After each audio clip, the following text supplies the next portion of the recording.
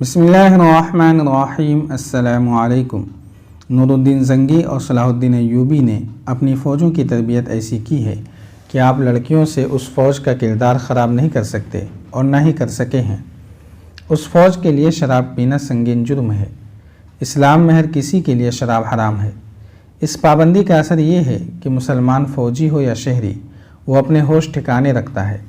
اگر صلاح الدین ایوبی شراب کا عادی ہوتا تو آج مصر ہمارا ہوتا اور صلاح الدین ایوبی شوبک کے قلعے کا فاتح نہ ہوتا بلکہ اس قلعے میں ہمارا قیدی ہوتا۔ ہرمن، ایک کمانڈر نے اسے ٹوک کر کہا، اپنی بات لڑکیوں تک رکھو، ہمارے پاس مسلمانوں کے اوصاف سننے کے لیے وقت نہیں ہے۔ میں یہ کہنا چاہتا ہوں، ہرمن نے کہا، کہ جاسوسی کے لیے لڑکیوں کا استعمال ناکام ہو چکا ہے۔ گزشتہ 2 برسوں میں ہم بڑی قیمتی لڑکیاں مصر میں بھیج کر مسلمان فوجیوں کے ہاتھوں مروا چکے ہیں۔ لڑکی کے معاملے میں یہ بھی یاد رکھیے کہ عورت ذات جذباتی ہوتی ہے۔ آپ لڑکیوں کو کتنی ہی سخت ٹریننگ کیوں نہ دیں، وہ مردوں کی طرح پتھر نہیں بن سکتی۔ ہم انہیں خطروں میں پھینک دیتے ہیں۔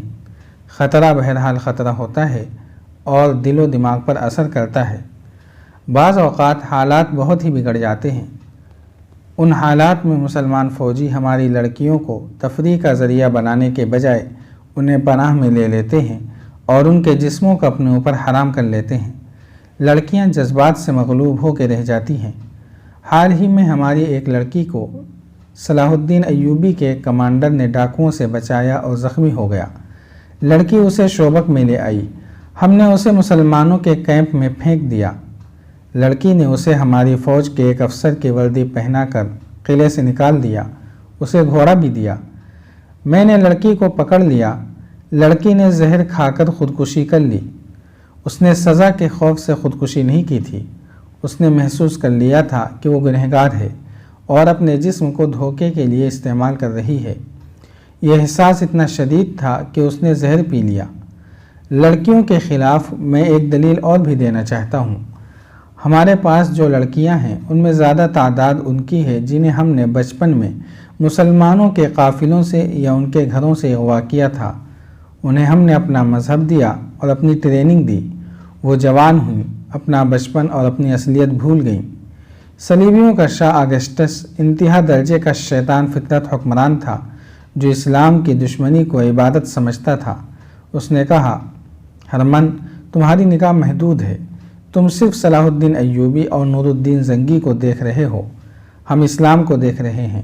ہمیں اس مذہب کی بیخ کرنی ہے۔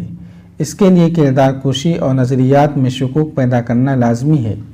مسلمانوں میں ایسی تہذیب رائج کرو جس میں کشش ہو۔ ضروری نہیں کہ ہم اپنا مقصد اپنی زندگی میں حاصل کر لیں۔ ہم یہ کام اپنی اگلی نسل کے سپرد کر دیں گے۔ کچھ کامیابی وہ حاصل کرے گی اور یہ مہم اس سے اگلی نسل ہاتھ میں لے لے گی۔ پھر ایک دور ایسا آ ہی جائے گا جب اسلام کا نام و نشان نہیں رہے گا۔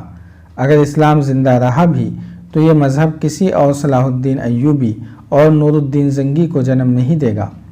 میں وثوق سے کہتا ہوں کہ مذہب مسلمانوں کا اپنا ہوگا، لیکن یہ مذہب ہماری تہذیب میں رنگا ہوا ہوگا۔ ہرمن، آج سے 100 سال بعد پر نظر رکھو۔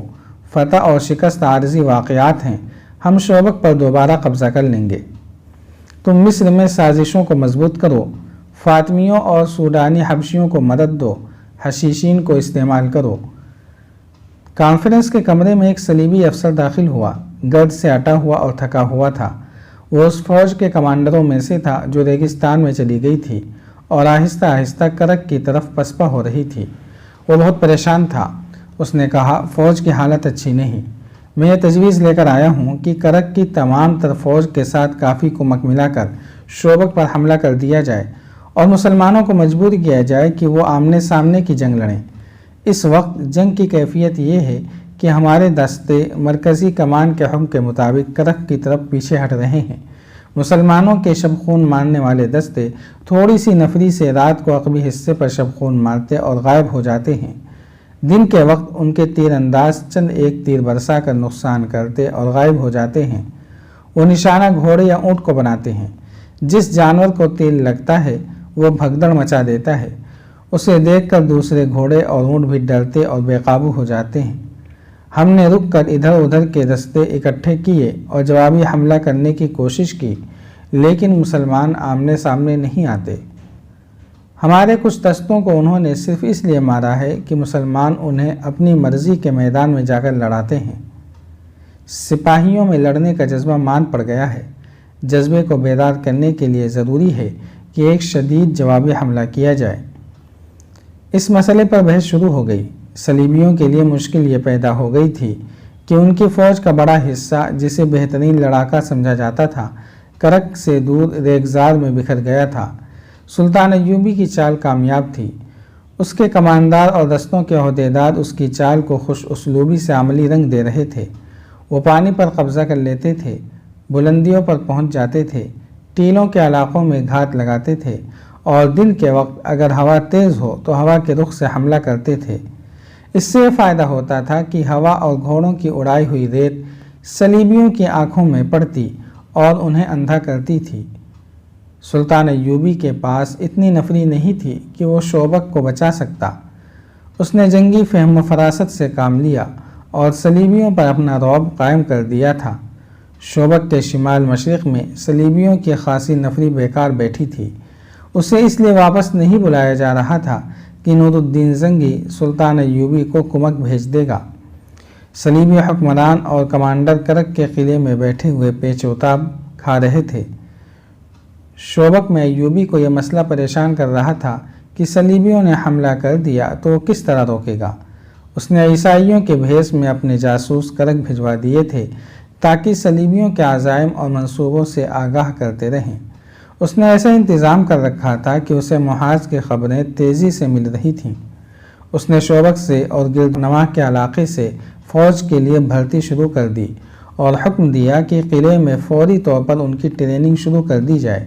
صلیبیوں کے بہت سے گھوڑے اور اونٹ قلعے میں رہ گئے تھے۔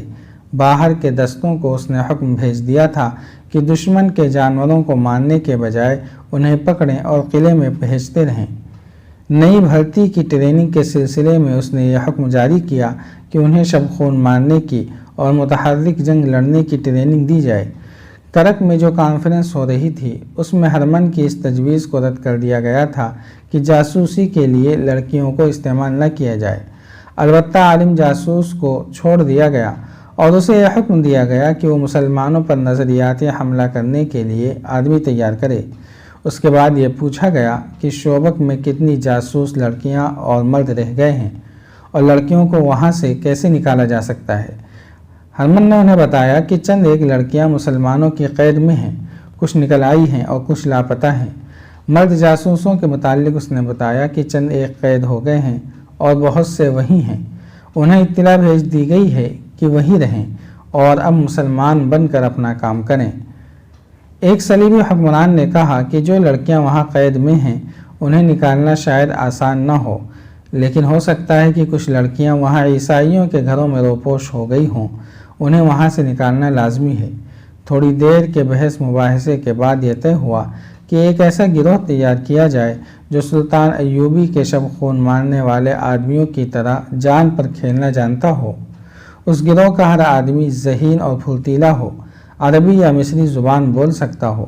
اس گروہ کو ایسے مسلمانوں کے بھیس میں شوبک بھیجا جائے جس سے پتہ چلے کہ کرک کے عیسائیوں کے ظلم و تشدد سے بھاگ کر آئے ہیں۔ انہیں یہ کام دیا جائے کہ شوبک میں رہ کر لڑکیوں کا سراغ لگائیں اور انہیں وہاں سے نکالیں۔ اس کام کے لیے جرائم پیشہ آدمی موزوں رہیں گے جنہیں ان کی خواہش کے مطابق جیلوں سے نکال کر فوج میں لیا گیا ہے۔ فوج میں پیشہ ور مجرموں کو تلاش کرو اور انہیں چند دنوں کی ٹریننگ دے کر شوبک بھیج دو، لیکن یہ خیال رکھو کہ ان میں وہی سپاہی ہوں جو شوبک میں رہ چکے ہیں اور وہاں کے گلی کوچوں اور لوگوں سے واقف ہیں۔ جاری ہے۔ اگر آپ کو یہ قسط وار سلسلہ پسند آ رہا ہے تو لائک، شیئر اور کمنٹ کے ذریعے ہماری حوصلہ افزائی کریں۔ جزاک اللہ خیرا۔